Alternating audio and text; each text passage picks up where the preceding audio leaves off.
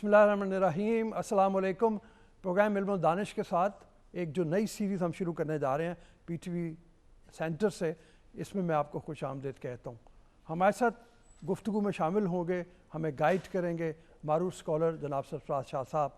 मुख्तलिफ चैनल्स पे आप इनको देखते रहते हैं, बहुत रहनुमाई करते हैं, बहुत गाइड करते हैं, आपके सवालों के जवाब भी देते हैं। यहाँ भी हमारी कोशिश यही होगी कि मुख्तलिफ मौज़ूआत का अहाता करें और फिर आप इनके हवाले से जो सवाल उठें वो हम तक पहुँचाएँ तो उनके जवाब भी हम तलाश करें। प्रोग्राम का टाइटल जैसे कि मैंने आपको बताया भी कि इल्म और दानिश है, तो गुफ्तगू का आगाज़ हम इसी से करेंगे कि इल्म क्या है और दानिश क्या है। थोड़ी सी एक तमहीद इस तरह से ले लें कि इल्म तो कहते हैं कि सबसे पहले जब हज़रत आदम अलैहिस्सलाम का वजूद हुआ तो अल्लाह ताला ने उनको जो अस्मा सिखाए वहीं से इल्म का आगाज़ हो गया। लेकिन दानिश को क्या कहिए, दानिश फिर शायद उस इल्म तक पहुँचने का एक ज़रिया है। लेकिन मैं चाहूँगा कि इसकी तफसील पहले शाह साहब बता दें और फिर हम अपने सवाल इनके सामने रखेंगे। शाह साहब, एक तो छोटा सा यही बात हुई कि आगाज़ तो वहाँ से हो गया इल्म का, और फिर थोड़ा सा ज़रा आगे आके अगर कहें कि जब उसी हज़रत आदम को ज़मीन पे उतारा गया तो लोग कहते हैं कि उन्होंने अपने आप से कोई सवाल किए और वो पहला इंसान था जिससे सवाल किया, और वो सवाल ये था कि मैं कौन हूँ, मेरे गिर्द की कायनात कौन सी है, मुझे बनाने वाला कौन है। तो ये इल्म का आगाज़ तमाम उलूम का यहाँ से हो गया, चाहे वो साइंस हो, चाहे वो तिब्बियात हो, चाहे वो रूहानियात हो, चाहे वो दीन हो। तो इसी तरह से देखेंगे। और क्या दानिश, फिर मैं सही समझाऊँ या कुछ और तरह से देखें कि दानिश बुनियादी तौर पे उस इल्म तक पहुँचने का एक रास्ता है। राव साहब, जैसे आपने ख़ुद वहाँ सही फरमाया कि बनी नौ इंसान में इल्म की इब्तदा उस वक्त हो गई थी जब बाबा आदम की तख्लीक हुई और परवरदिगार ने फ़रिश्तों को सजदा करने का हुक्म देने से पहले ही इंसान को इल्मुल अस्मा सिखा दिया था। वो एक इब्तदा थी। दूसरा वाक़या भी जो आपने नरेट किया जनाब हज़रत आदम अलैहिस्सलाम से मंसूब है कि वो जब ज़मीन पर उतारे गए तो इंसान ने जो पहला सवाल किया वो यही था कि मैं कौन हूँ, ये कायनात क्या है, इसका तख्लीक करने वाला कौन है। तो इससे एक चीज़ का तो जवाब अज़ ख़ुद मिल जाता है हमें कि इल्म आगे बढ़ता है सवाल करने से। जी। अब सवाल करने के पीछे दो चीज़ें हो सकती हैं, एक शक और दूसरा तजस्सुस। जी। अब जैसे हज़रत आदम अलैहिस्सलाम के सवाल के पीछे तजस्सुस था, जी, लेकिन शक भी बहुत अहम रोल प्ले करता है इल्म को आगे बढ़ाने में। ठीक है। कि अगर किसी बात में मुझे शक पैदा नहीं होता, मैं मुतमईन होकर बैठ जाता हूँ, तो मैं उस पर गौर फिक्र नहीं करता, उसकी तहकीक नहीं करूँगा। लेकिन अगर मुझे उसमें शक आया तो जब मैं तहकीक में पढ़ूँगा तो वो मेरे इल्म में इजाफे का मूजब बन जाएगा। अच्छा, अब ये फरमाइए कि मुख्तलिफ़ अम्बिया कराम अलैहिस्सलाम जितने भी रहे हैं उन हवाले से देखा जाए तो जैसे आपने फरमाया कि ये आगे बढ़ता चला जाता है। हज़रत इब्राहीम अलैहिस्सलाम के हवाले से देखा जाए कि जब तक उनको नबूवत नहीं मिली थी वो अभी मुख्तलिफ़ मदारिज तय कर रहे थे, तो वो भी उठ के देख रहे हैं मेरा खुदा कौन है, उसको जानने की कोशिश कर रहे हैं। कभी सूरज को देखते हैं, कभी चाँद को देखते हैं और फिर कहते हैं ये ग़रूब होने वाले हैं, मेरा खुदा वो नहीं जो ग़रूब हो सकता है, और फिर आखिरकार उस मंजिल तक पहुंच जाते हैं। ये भी तजस्सुस की एक मंजिल है। जी। तो इस हवाले से भी फरमाइए कि ये तजस्सुस कितना बड़ा हो, जितना बड़ा होगा उतना बड़ा इल्म होगा, और जो मतलब साइंटिफिक नॉलेज वगैरह में देखा जाए वहाँ भी तजस्सुस है, वो उतना बड़ा नहीं होगा लेकिन उसकी माहियत बदल जाएगी थोड़ी सी। देखिए, तजस्सुस बहरहाल तजस्सुस है, जो उसकी डिग्री में वेरिएशन है जी। वो उसकी अहमियत को कम नहीं करती है। लेकिन तजस्सुस जितना शदीद होगा इंसान उतनी ही ज़्यादा तहकीक में पड़ेगा। ٹھیک ہے اور اتنا ہی وہ گہرائی میں اترتا جائے گا اور نئے سے نئے نقطے دریافت کرتا رہے گا. ٹھیک ہے سوال یہ اٹھتا ہے کہ علم کہتے کس کو ہیں؟ جی یہ جو ہم تحقیق کرتے ہیں اس سے اصل میں ہم معلومات اکٹھی کر رہے ہیں. ٹھیک ہے ہم چھو کر معلومات اکٹھی کرتے ہیں کہ یہ چیز میں نے اسے چھوا، اب مجھے پتہ یہ چلا کہ یہ کپڑا رف سرفیس رکھتا ہے، اس کا ٹیکسچر رف ہے. کسی ٹھنڈی چیز کو چھوا تو احساس ہوا کہ یہ ٹھنڈی ہے. تو یہ چھونے سے ایک ہے. تو بڑی مشہور 5 سینسز ہیں ہماری. وہ پانچوں کے پانچوں سینسز ہماری معلومات اکٹھا کرنے کا ذریعہ ہے. ٹھیک ہے اب وہ جو معلومات ہم اکٹھی کر لیتے ہیں، اگر ان معلومات کے ذریعے سے ہم نے اپنی زندگی کی روش کو بدلا، اپنے رویوں کو بدلا، تو وہ علم کہلائے گا. ٹھیک ہے اور اگر وہ ہمارے رویوں کو، ہماری روش کو بدل نہ سکے تو وہ معلومات رہتی ہیں. ٹھیک ہے تو یوں کہہ لیجئے مختصر الفاظ میں یہ کہا جا سکتا ہے کہ جو علم کی ڈیفینیشن یہ ہے کہ ایپلیکیشن آف یور انفارمیشن، ٹھیک ہے وہ علم ہے. ٹھیک ہے کہ آپ اپلائی کرتے ہیں، ٹھیک ہے نتائج اخذ ہوتے ہیں، وہ علم آ گیا آپ کا. ٹھیک ہے. اور دانش کو بھی کس طرح سے دیکھا جائے پھر؟ دانش اصل میں جی تھوڑا سا اس سے اگلا سٹیپ ہے. اگلا سٹیپ ہے جی. دانش انسان کو حاصل ہوتی ہے علم کے ذریعے سے. ٹھیک ہے دانش سے علم حاصل نہیں ہوتا، ٹھیک ہے بلکہ علم سے دانش ملتی ہے. ٹھیک ہے تو علم ہمیں یہ سکھاتا ہے کہ بروں میں اچھا کیا ہے، ٹھیک ہے اور عقل ہمیں سکھاتی کہ اچھوں میں زیادہ اچھا کیا ہے. ٹھیک ہے تو ہم اپنے علم کو جب اپلائی کرتے ہیں تو ہم اچھی چیزوں کی طرف جاتے ہیں. لیکن عقل جو ہے وہ ہمیں اچھوں میں سے زیادہ اچھا چننا سکھاتی ہے. ٹھیک ہے یہ فرق ہے اس میں. ٹھیک ہے اب روحانیت میں اس کو جی ہم ذرا سا ڈفرینٹلی ایکسپلین کرتے ہیں.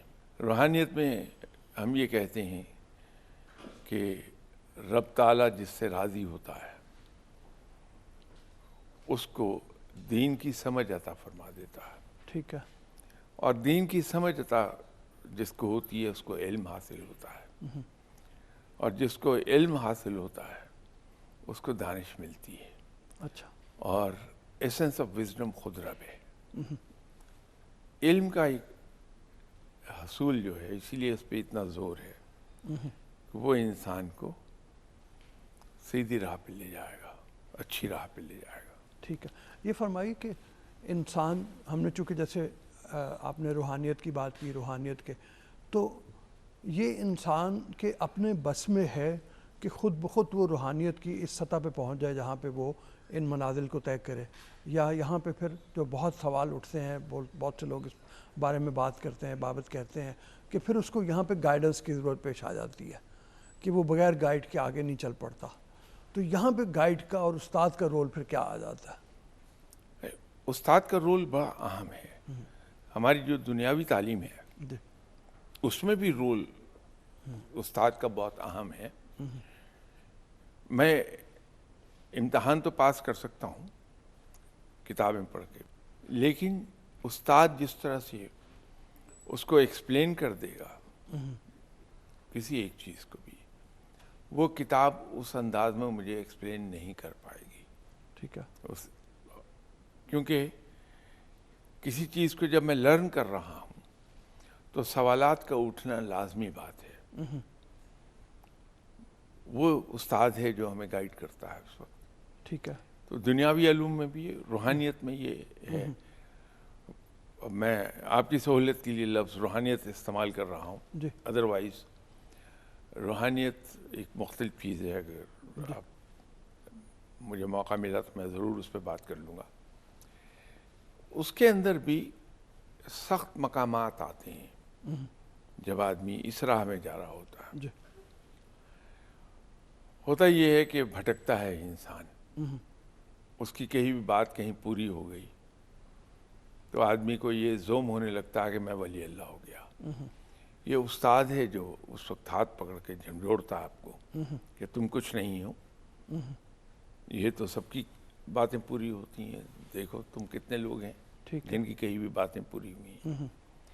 اگر اس کو کہیں یہ گمان ہوتا ہے کہ مجھے یہ جو واقعہ پیش آ رہا ہے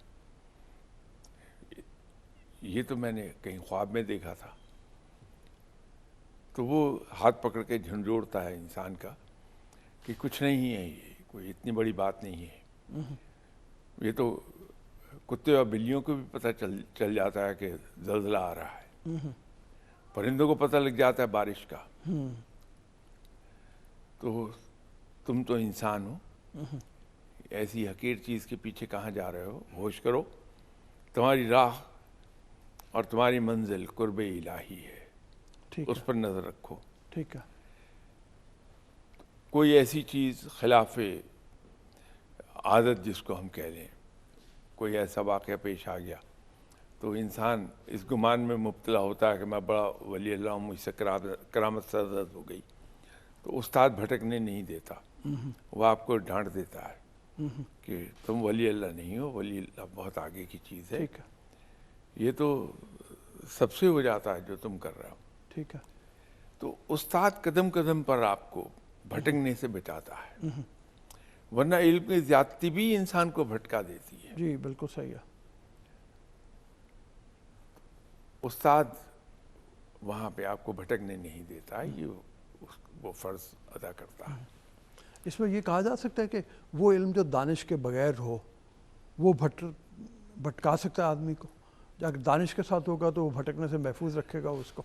نہیں، جیسے میں نے پہلے عرض کیا کہ علم انسان کے پاس پہلے آئے گا، جی علم کے نتیجے میں دانش پیدا ہوگی. ٹھیک ہے. اب وہ علم یہ ضروری نہیں کہ کتابی علم ہی ہو. جی جی.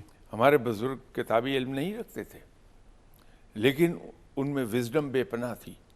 ابھی میں کسی اگر آپ اور اجازت دیجیے ایک بریک لے لوں، میں بریک کے بعد واپس آتے ہیں. یہی جو آپ نے بات کی کہ اسی سے بات کو آگے بڑھائیں گے. اجازت دیجیے ایک بریک کے لیے، بریک کے بعد دوبارہ حاضر ہوتے ہیں آپ کی خدمت.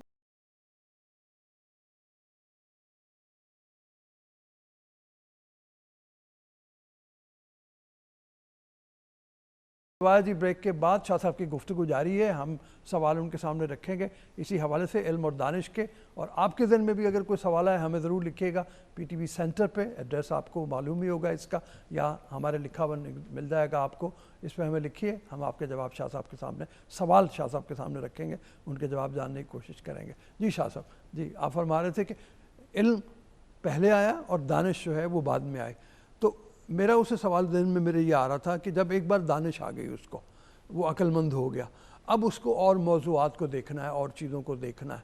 تو یہاں پہ جب وہ چیزوں کو دیکھ رہا ہے، انالیسس کر رہا ہے، وہ کون سی چیز اس کے شامل حال ہونی چاہیے، اس کے ذہن میں ہونی چاہیے یا اس کے اندر ہونی چاہیے جو اس کو یہ بتائے کہ یہ چیز جو میں اب حاصل کرنے لگا ہوں یہ صحیح ہے یا یہ غلط ہے.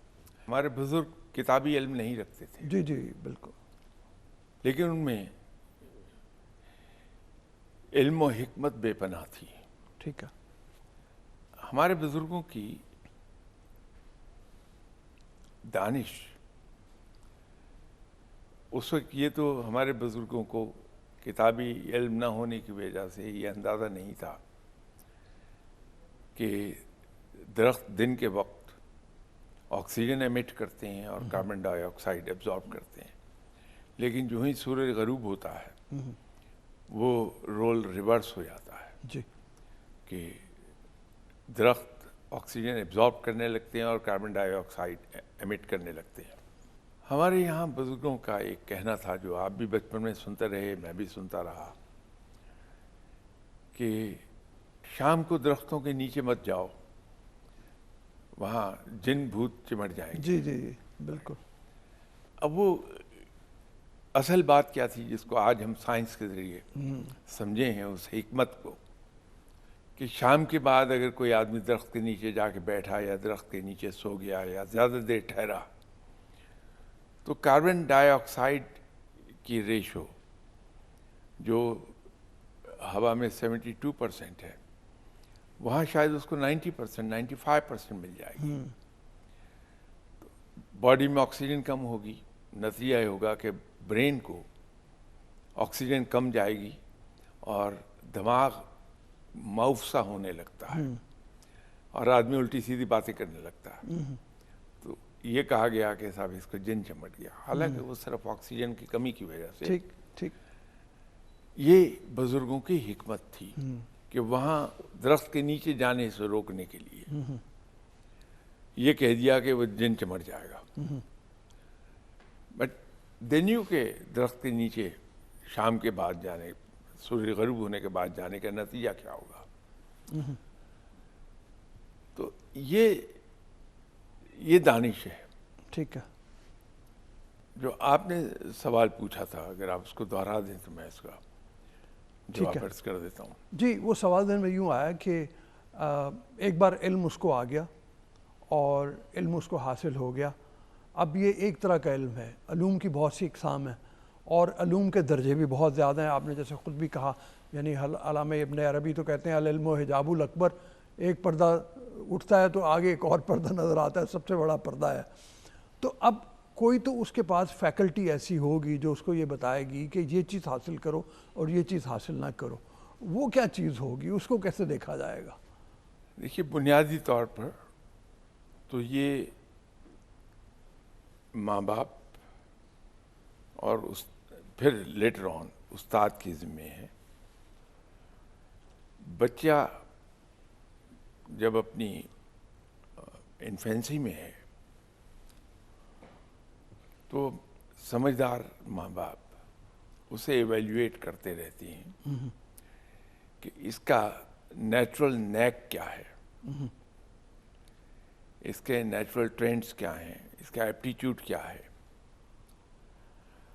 وہ اسے ایویلیویٹ کرتے رہتے ہیں. اور بچے کو سمجھدار ماں باپ اسی طرف لے جاتے ہیں جس کا ان کو احتمال ہوتا ہے کہ اس کا ایپٹیچیوڈ فلاں چیز کے لیے ہے, اس کا نیچرل نیک کس چیز کے لیے ہے, وہ پھر اس کو اسی ڈائریکشن میں لے کے جائیں گے. ٹھیک ہے. جب بچہ ایک بار اسکول میں چلا گیا تو اسکول میں اسے استاد ایویلیویٹ کرتے رہتے ہیں. سمجھدار ماں باپ اور ڈیڈیکیٹڈ ٹیچرز اس بچے کو اسی راہ پر لے جائیں گے جس کا ایپٹیچیوڈ اس میں موجود ہے. ویسے تو عام طور پہ ہوتا ہمارے یہاں یہ ہے کہ اب پریکٹیکل لائف میں آنے کے بعد مجھے احساس ہوا کہ میرے پاس تعلیم نہیں ہے, مجھے تعلیم حاصل کرنی چاہیے تھی. تو اب میں کوشش یہ کروں گا کہ میرے بچے تعلیم حاصل کر لیں. جیسے آپ نے فرمایا, علم تو بہت سی اقسام کا ہے. تو مجھے اگر شوق تھا بچپن میں کہ میں انجینئر بنوں, تو بغیر یہ دیکھے کہ میرے بچے کے ٹرینڈز کیا ہیں, اس کا ایپٹیچیوڈ کیا ہے, نیک کیا ہے, میں اس کو انجینئرنگ پڑھنے میں ہی دھکیلوں گا. نتیجہ یہ ہے کہ بچہ میڈیکل سائنس پڑھنا چاہتا ہے, اس کی دلچسپی وہاں موجود ہے, وہ آسانی سے پڑھ بھی سکتا ہے. لیکن میں اپنی وہ ناآسودہ خواہش پوری کرنا چاہوں گا اپنے بچے ہی کے ذریعے سے. یہ بہت بڑی غلطی ہم کرتے ہیں. اور اسی طرح ہمارے یہاں اب شاید وہ وقت نہیں رہے یا اساتذہ بہت زیادہ مصروف ہو گئے ہیں, وہ انڈیویجولی ہر اسٹوڈنٹ کو ایویلیویٹ نہیں کرتے ہیں. کل ہمارے یہاں ٹی وی کے ایک بڑے مشہور اینکر بھی ہیں, آرٹیکل رائٹر بھی ہیں, ان سے بات چیت ہو رہی تھی. تو میں انہیں بتا رہا تھا کہ ایک پروفیسر تھے گورنمنٹ کالج میں, شاید آپ کے زمانے میں بھی وہاں ہوں گے, بعد میں ڈاکٹریٹ کر لی تھی، تو ڈاکٹر اے ایچ خیال کہلاتے تھے وہ، جی جی بالکل، انگریزی پڑھاتے تھے۔ ہمارے استاد تھے۔ اچھا، جی جی جب میں کالج میں داخل ہوا تو ہمارے بھی انگریزی کے استاد، اس وقت ڈاکٹر اے ایچ خیال نہیں تھے، صرف اے ایچ خیال تھے۔ تو انہوں نے ایک دو دن میں جج کیا کہ یہ کارپوریشن کے پرائمری اسکول کا، ٹاٹ مارکا اسکول کا پڑھا ہوا ہے۔ تو انہوں نے میرے پروننسیشن پر محنت شروع کر دی، اور اضافی ٹائم دے کے، ہمارے زمانے میں کتنا ٹائم تھا کہ انہوں نے مجھے جج کیا کہ یہ کارپوریشن کی ٹاٹ مارکا اسکول کا پڑھا ہوا ہے، پروننسیشن اس کا اتنا صحیح نہیں جتنا ہونا چاہیے۔ یہ تو ذرا میں مروتاً کہہ رہا ہوں، ورنہ ان کا یہ خیال تھا کہ شاید میں پنجابی، انگریزی بھی پنجابی میں بولتا ہوں۔ تو ٹائم بہت دیا انہوں نے، یہ کمال کی چیز تھی۔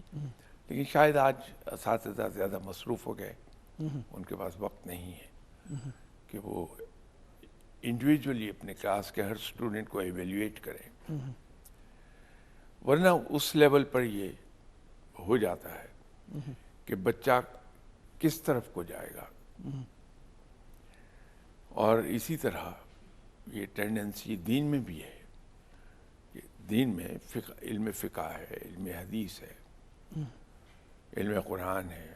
ڈاکٹر اسرار احمد صاحب جیسے لوگ بھی گزرے ہیں ابھی حال ہی میں، وہ اللہ کو پیارے ہو گئے، اللہ تعالیٰ ان کے درجات بلند فرمائے۔ تو اس میں بھی ٹرینڈ دیکھتے ہیں۔ اب جس کو ہم روحانیت کہنے کی کوشش کر رہے ہیں، اصل میں اس کے بارے میں ہم سبھی بہت بڑی غلط فہمی میں مبتلا ہیں۔ اچھا، ہم نے کچھ اس کو ایک نئی جہت بنا کے دین کا حصہ بنانے کی کوشش کی ہے۔ ٹھیک ہے۔ جب آپ قرب الہی کے لیے، اللہ کو راضی کرنے کے لیے ایفرٹ کرتے ہیں، اور اللہ کے قائم کردہ حدود اور اللہ کے بتائے ہوئے راستے پہ چلتے ہیں، اور ایٹ لیسٹ کوشش کرتے ہیں چلنے کی، تو رب راضی ہوتا ہے۔ اور اس سے جو قوتیں اندر آدمی کے بیدار ہوتی ہیں، اس کو ہم نے روحانیت کا نام دے دیا۔ ٹھیک ہے۔ اب ہوتا کیا ہے کہ ہم رب کو راضی کرنے کے لیے اس کے بتائے ہوئے احکامات پر عمل کرنے کی کوشش کرتے ہیں، تو وہ قوتیں بیدار ہوتی ہیں ہماری۔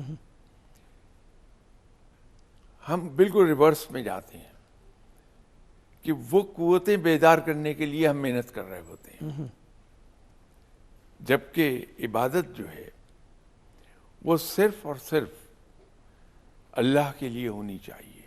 ٹھیک ہے۔ اب عبادت کا ایک تو لیول یہ ہے کہ میں عبادت کروں کہ مجھ پہ کوئی دنیاوی مشکل نہ آنے پائے۔ رب تعالیٰ تو بڑا رحیم و کریم ہے، وہ تو اس عبادت کو بھی قبول فرماتا ہے۔ ٹھیک ہے۔ اس سے اوپر کا لیول یہ ہو جائے گا کہ میں جہنم کے خوف سے اور جنت کے لالچ سے عبادت کروں، ٹھیک ہے۔ رب تعالیٰ اسے بھی قبول فرماتا ہے۔ اس سے مزید ایک لیول اوپر آپ چلے جائیے تو میں عبادت اس لیے کروں کہ یہ رب کا حکم ہے۔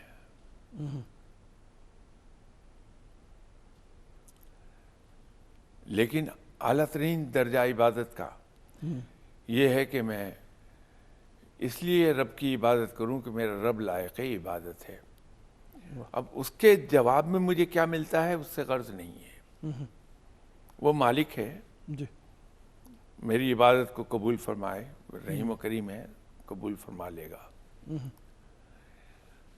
اب مجھے کس چیز سے نوازتا ہے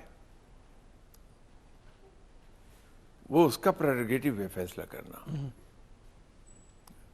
یہ فیصلہ اس کا ہے. میرا تو صرف ایک آبجیکٹو کہ میں اپنے رب کی عبادت کروں کہ وہ لائق عبادت ہے. جی بڑی مہربانی شاہ صاحب، ہمارے پروگرام کا وقت یہاں ختم ہو رہا ہے. انشاءاللہ تعالیٰ اگلے ایپیسوڈ میں ایک نئے موضوع کے ساتھ آپ کی خدمت میں حاضر ہوں گے. میں نے جیسے پہلے بھی عرض کیا، ہمارا پروگرام دیکھیے، اس کے جواب میں، نتیجے میں جو سوالات آپ کے ذہن میں ابھریں وہ ہمیں ضرور لکھیے، ہم ان کے جواب لینے کی کوشش کریں گے. ابھی اجازت دیجیے، اللہ حافظ.